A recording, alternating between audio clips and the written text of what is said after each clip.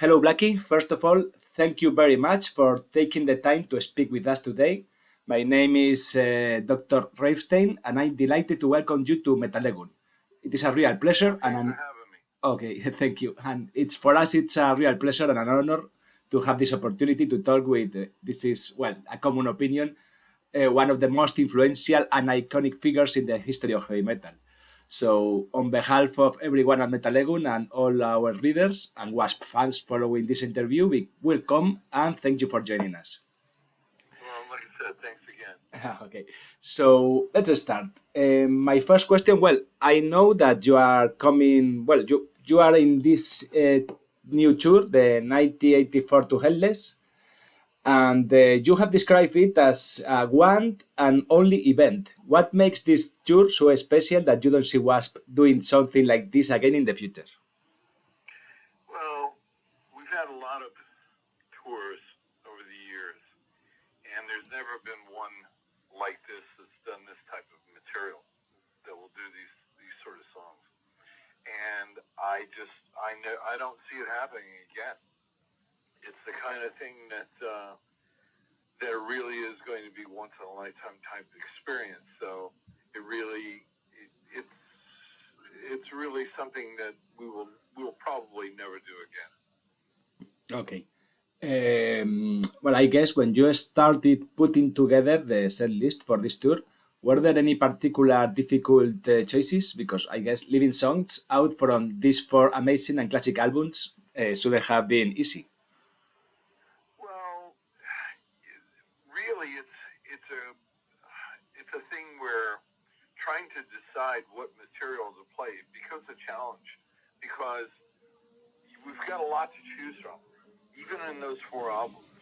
But the encore portion of the show is going to be different as well because we're going to pull out things that we haven't done for a long time. So it really it's a challenge musically, but to find out what flows together, that's the thing that's always going to be the most important thing. Mm-hmm.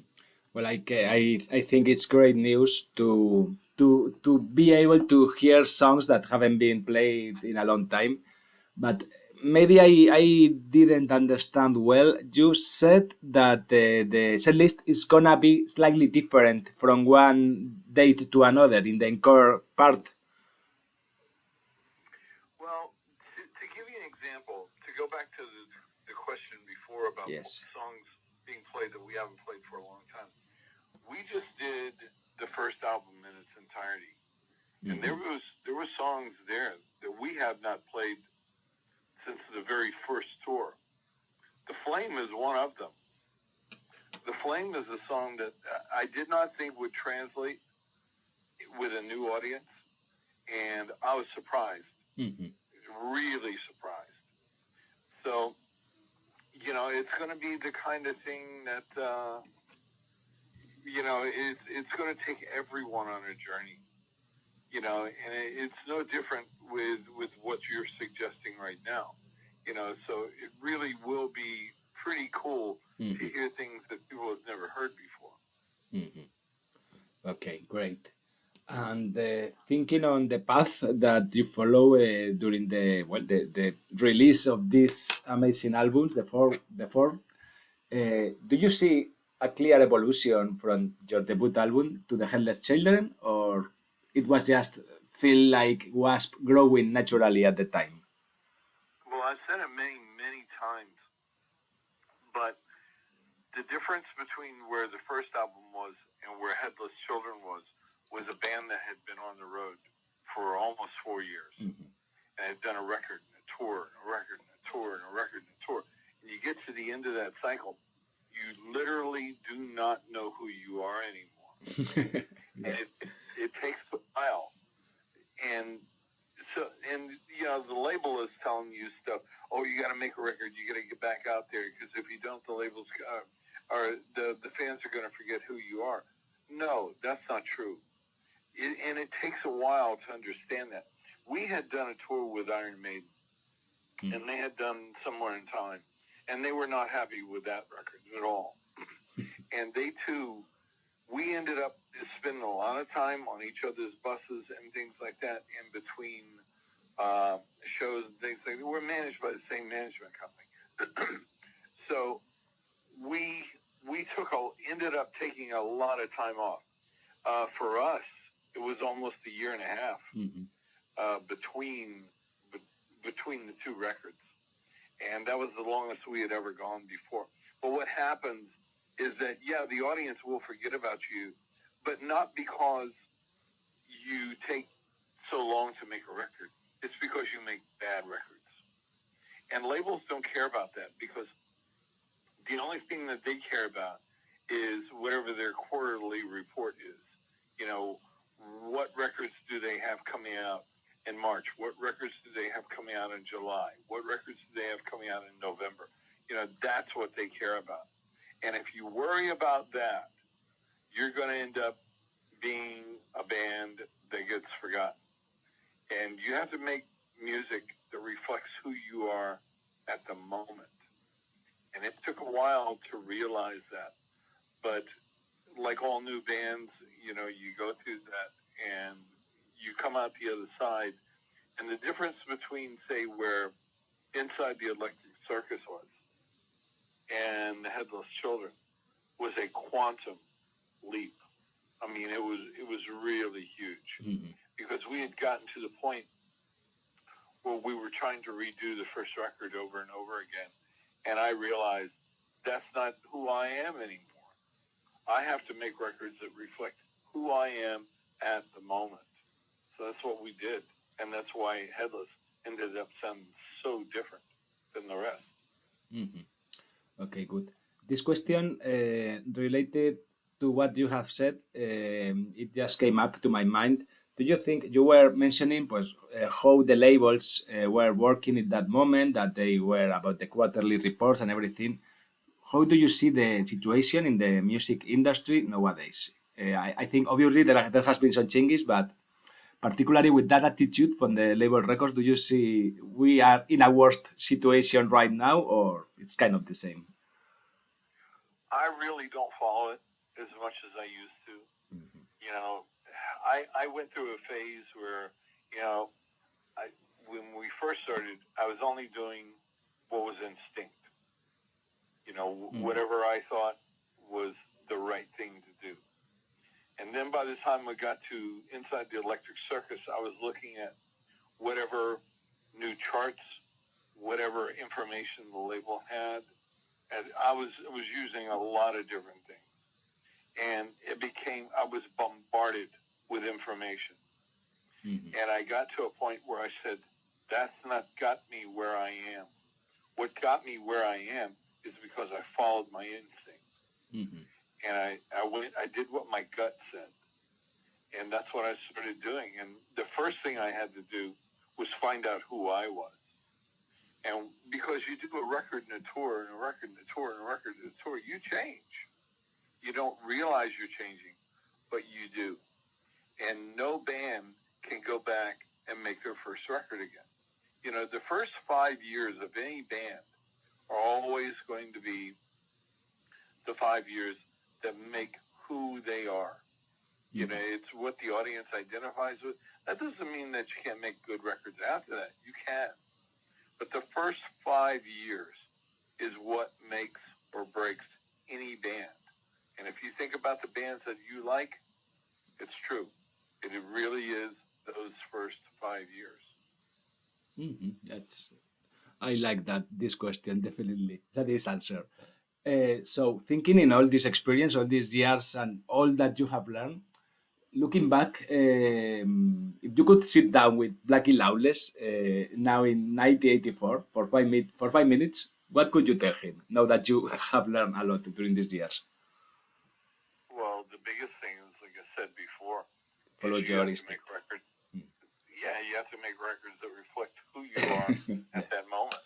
Because when you first start, you do that, but you don't realize you're doing it. And then you start to change. And like I said, the information you get bombarded with from the label really starts to make a difference on you. And the next thing you know, you're a completely different person. And you have rediscover who you are. Mm-hmm. Okay, no, I totally agree. I mean, after doing some interviews with other bands and musicians, what I get a lot is that many of the issues and problems and everything are not coming from the core of the band, but from the management and other related stuff unrelated to the music. So following your instinct and what your guts say, I think it's indeed Right. what should be done. Definitely. Sure. Okay, and changing a little bit the topic, we are also coming a little bit back in time. During the PMRC era, W.A.S.P was kind of at the center of the censorship debate. But I want to relate this to nowadays. Do you think we have moved beyond that? Or we just have simply replaced it with new forms of censorship? It's more what you just said. It's being replaced with new forms of censorship. Different types.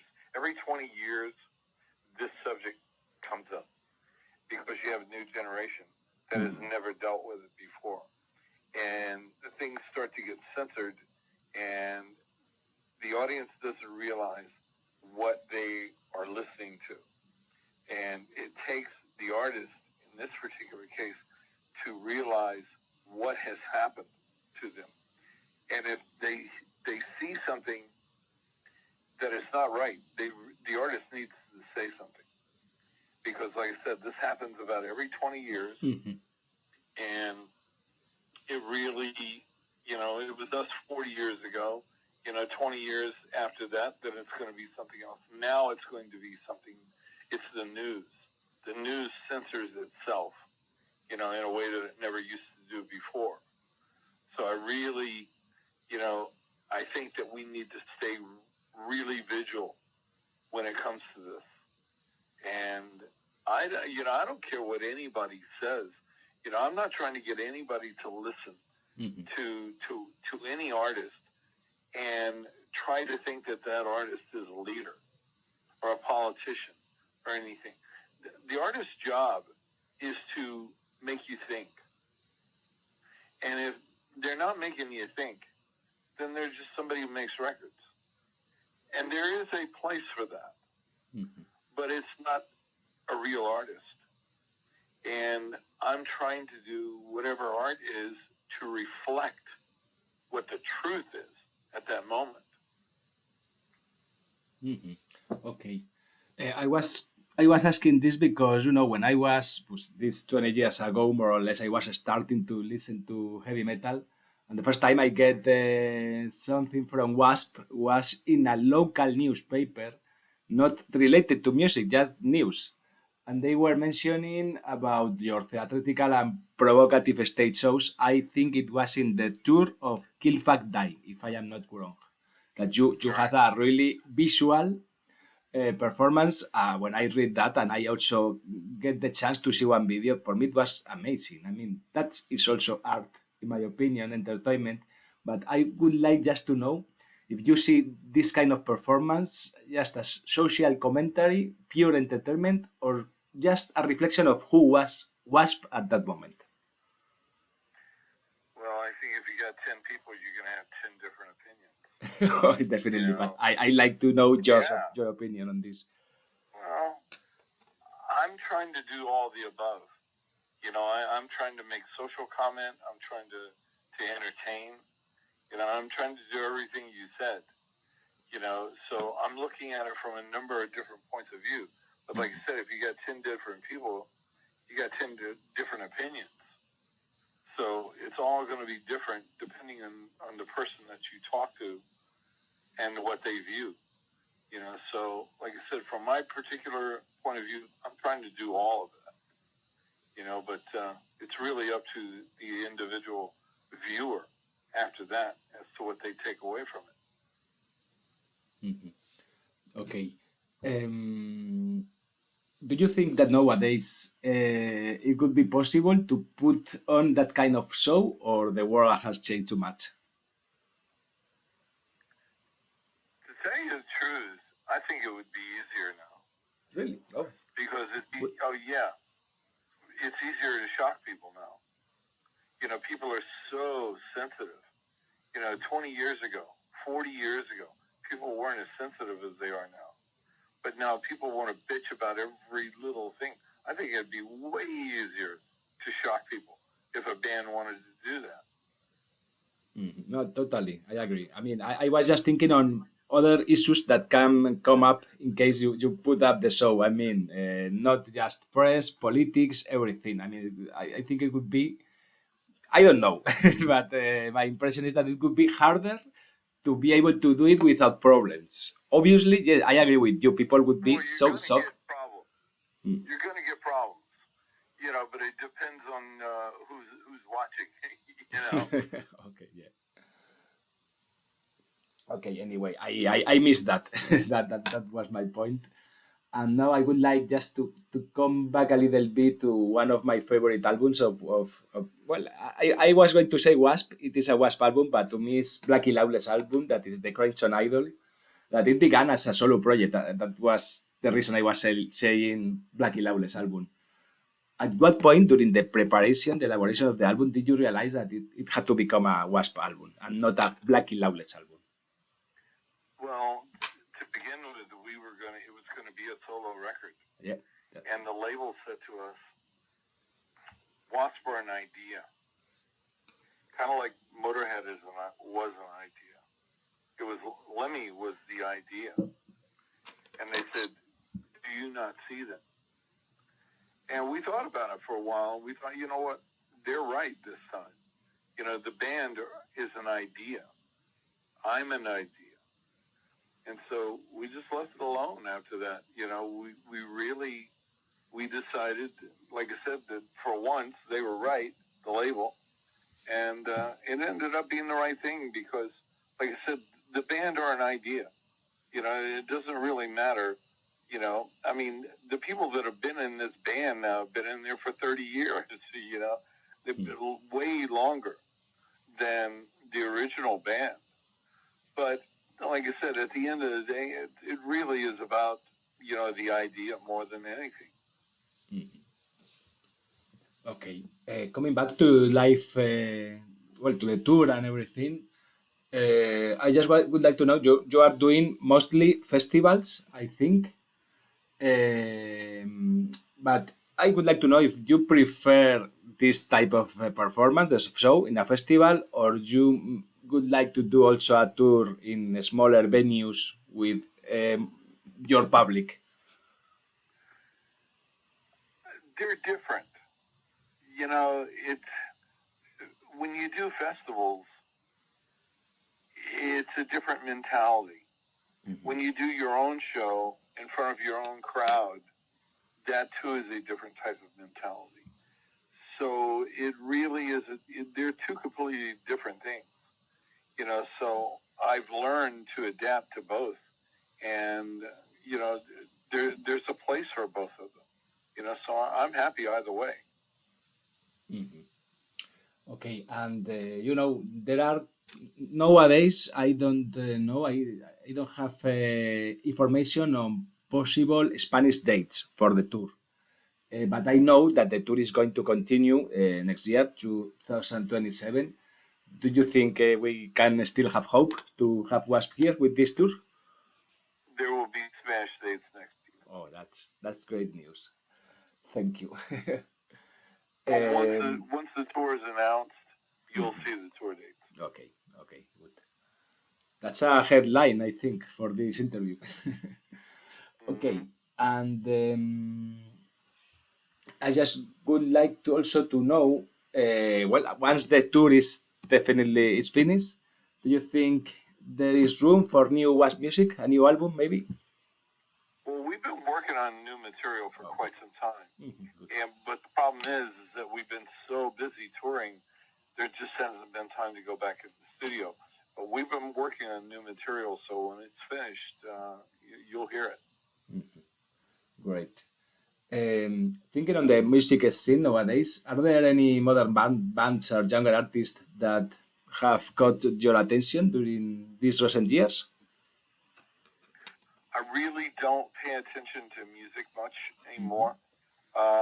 You know, I mean, the only time I listen to music is, you know, when I'm in the car.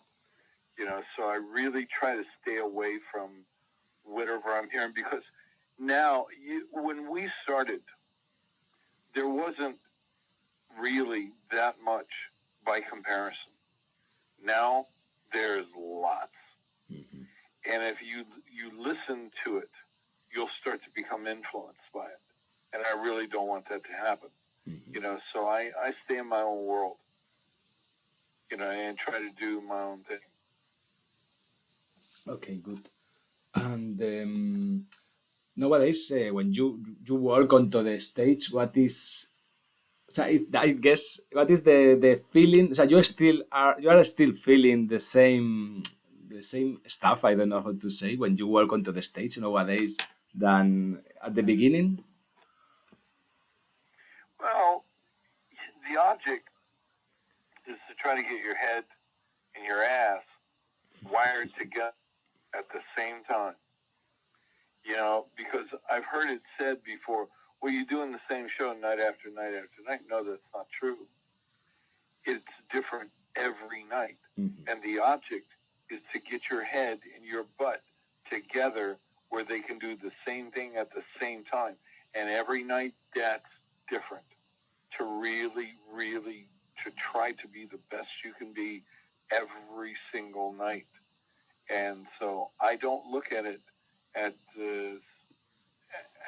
it being the same. A lot of bands do, a lot of artists do, but I don't. And I also think that that's one of the things that's made me different over the years, is trying to be the best that I can be every night that I go out. Mm-hmm. Do you feel differences between the audience, for example, in Europe?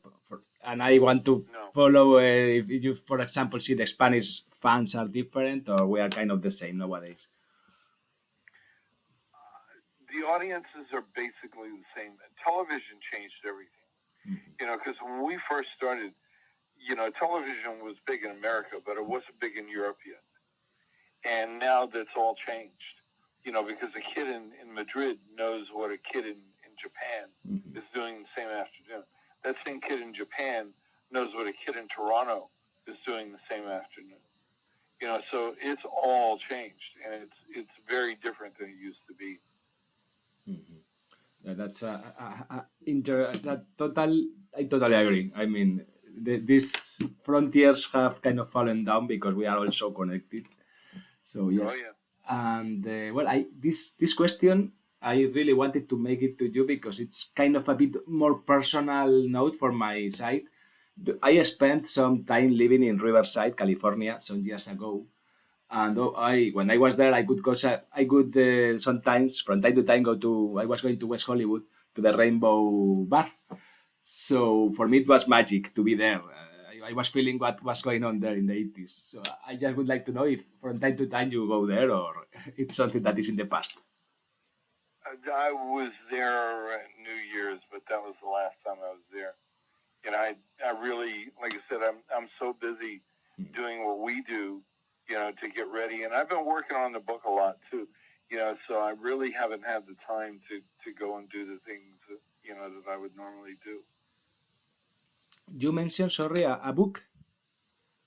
I've been working on a book for about 5 years. Oh, good. And I didn't know. Please tell us about that, please. Too, well, that's something that, I'm about halfway finished with it.